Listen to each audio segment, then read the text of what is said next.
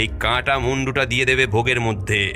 সাধক তার থলে থেকে তরতাজা এক যুবকের কাটা মুন্ডু বের করে দেয় বজ্রনাথের হাতে। কাটা মুন্ডুটা দিয়ে তখনও রক্তধারা টপ টপ করে পড়ছে।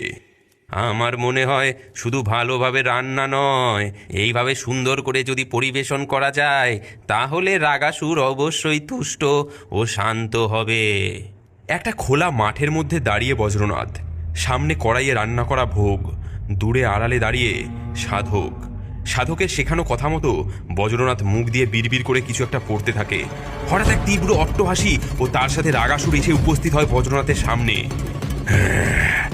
গোলাম, আমি আপনার জন্য ভোগ রান্না করেছি।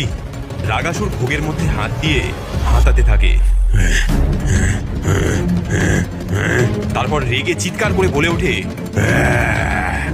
মানুষের মাথা কই? বজ্রনাথ সাধকের দেওয়া সেই কাটা মুন্ডুটা বের করে রাগাসুরের সামনে, কিন্তু এরপরে সে ওই মাথাটাকে ছুঁড়ে মাটিতে ফেলে দেয়। রাগাসুর রাগে চিৎকার করে ওঠে।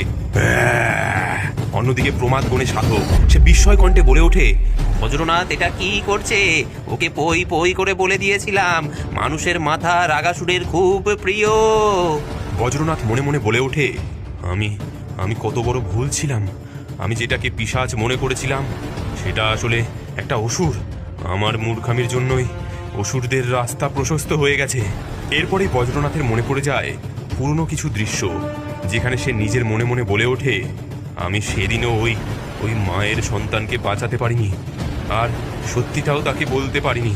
তবে এক দুশ্চিন্তা অনুতাপ তাড়া করে চলেছিল। অন্যদিকে অপমানে রাগাসুরের শরীর জুড়ে আগুন জ্বলছে ধিক ধিক করে।